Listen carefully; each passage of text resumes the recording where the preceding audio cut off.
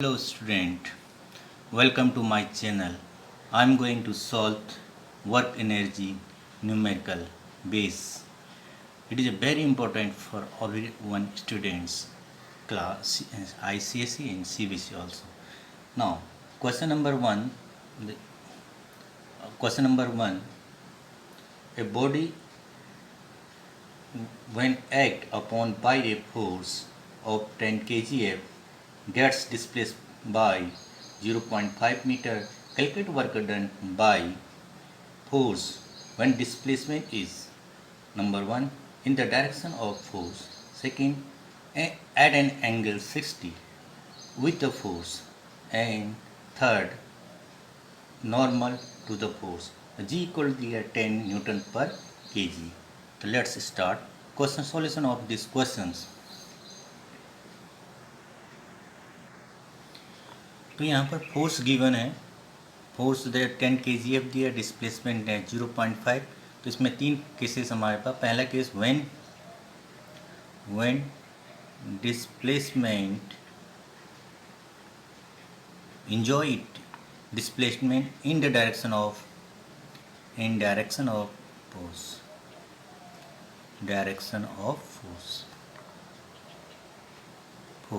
तो फोर्स के डायरेक्शन में डिस्प्लेसमेंट हो रहा है. तो इस केस में कहा था थीटा इक्वल जो होता है 0 डिग्री होता है. तो वर्क डन, तो फॉर्मूला तब होता है यहाँ पर work done equal to work done by force, short force displacement into cos theta है. ये कॉस थीटा की टर्म में हम निकालते हैं, एंगल के टर्म में निकालते हैं. एफ दिए गिवन है यहाँ पर. अब ये केजीएफ में केजीएफ को चेंज करेंगे, केजीएफ चेंज इनटू न्यूटन, क्योंकि केजीएफ तो केजीएफ पे है किलोग्राम फोर्स यूनिट है. इसको 1 kgf इक्वल टू होता है 1 kgf इक्वल टू 10 न्यूटन. जितनी जी की वैल्यू दी है, जी की वैल्यू 10 दिया है 10 होगा, जी की वैल्यू 9 होगा 9.8 है, इतना लिखा जाता है. तो जी इक्वल टू यहाँ पर 10 दिया है, नीचे गिवन आपको दिया था क्वेश्चन में. तो इसको सॉल्व कर एफ की तो यहाँ लिखेंगे 10 इंटू 10. kgf को चेंज कर दिया हमने, तो 10 से इंटू न्यूटन, फोर्स को न्यूटन में चेंज कर दिया, इंटू डिस्प्लेसमेंट 0.5 गिवन है, और cos 0 degree, cos 0 equal to 1 होता है. ये भी आप जो नहीं कॉस 0 डिग्री इक्वल टू 1 होता है, जिसको टिग्नोमेट्री में ये पढ़ी है. तो कॉस 0 इक्वल टू 1 है. तो यहाँ पर देखेंगे ये 100 हो जाएगा इंटू 5, तो यहाँ पर हो जाएगा पॉइंट लगेगा 50 जूल फर्स्ट केस में. अब सेकंड केस क्या है?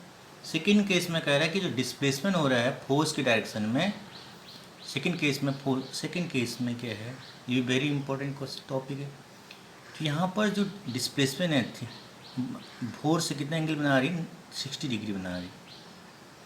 तो इस केस में क्या हो जाएगा, work done by the force W equal to लिखेंगे एफ एस को, ये फॉर्मूला यूज़ करेंगे.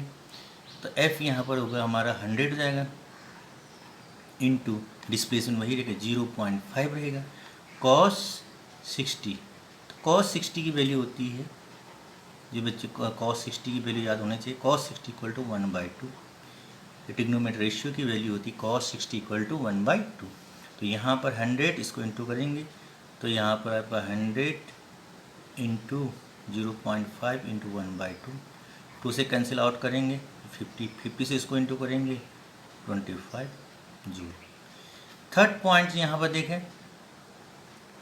थर्ड है क्या है कि जो नॉर्मल है, नॉर्मल मीन्स होता है, नॉर्मल में थीटा इक्वल टू 90, नॉर्मल है परपेंडिकुलर है, तो normal perpendicular theta equal 90.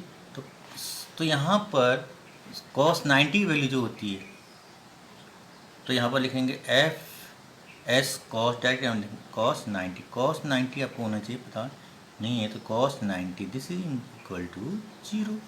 Work done equal to 0. बस दैट्स ऑल. तो question number next,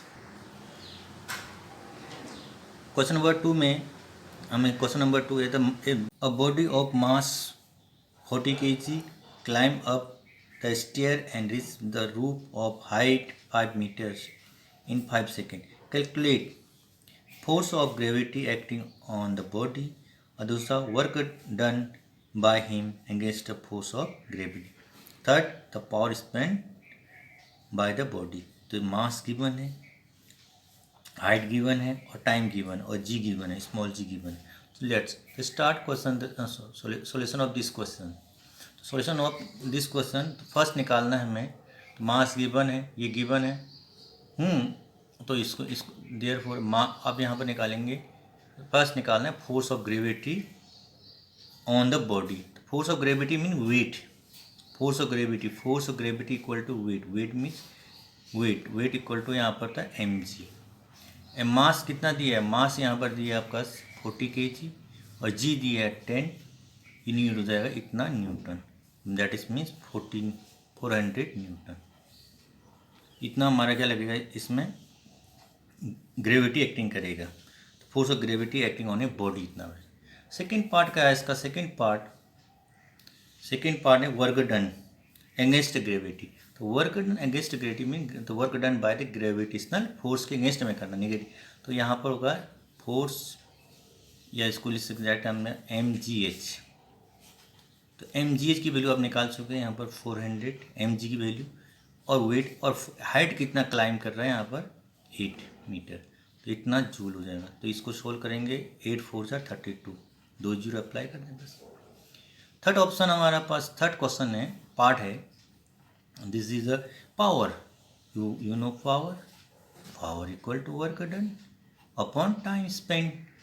work done आपका अभी निकाल लिया 3200 या 3200, और time is how much 5 second. जैसे 5 से डिवाइड करें, 5 6 30, 5 4 जा 20, 1 0, इतना what. This is the question number third. The man spend 6.4 kg joule energy in displacing a body by 64 meter in the direction in which he apply force।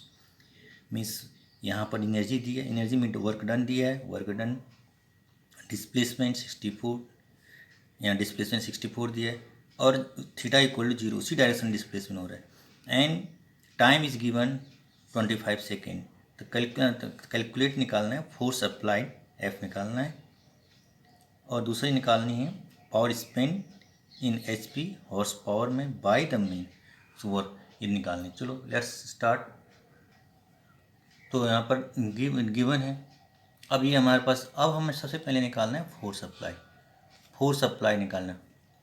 तो work equal to work done by force equal to force into displacement into cos theta.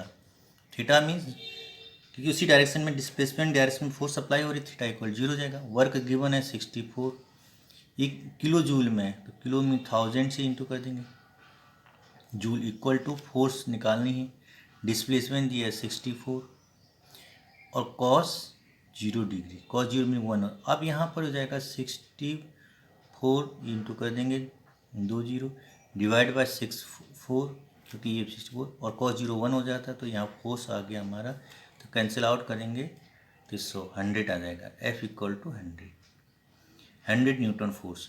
अब दूसरा क्या है कि power spend निकालना है। Power spend mean second part में power means होता है work upon time, work done by time. Work done आपको दिया है 6400 जूल, ऊपर आप निकाल चुके हैं, और टाइम आपका दिया हुआ है, टाइम आपका ये दिया हुआ है 2.5 सेकेंड। 2.5 सेकेंड से डिवाइड करेंगे, तो ये हमारा जो आपके पास आएगा, तो इसको 64,000 2 1 0 हटा दें, डिवाइड यहाँ पर 25, ये जूल पर सेकेंड में था, इसको और हॉर्स पावर में चेंज करने के लिए तो यहाँ लिखेंगे 746, 1 horse power equal to 746 joule होता है, तो उसको कन्वर्ट कर देंगे तो ये हॉर्स पावर में। तो इससे आफ्टर सिंप्लीफिकेशन ये हो जाएगा हमारा 3.43 हॉर्स पावर। तो thank you for watching my video.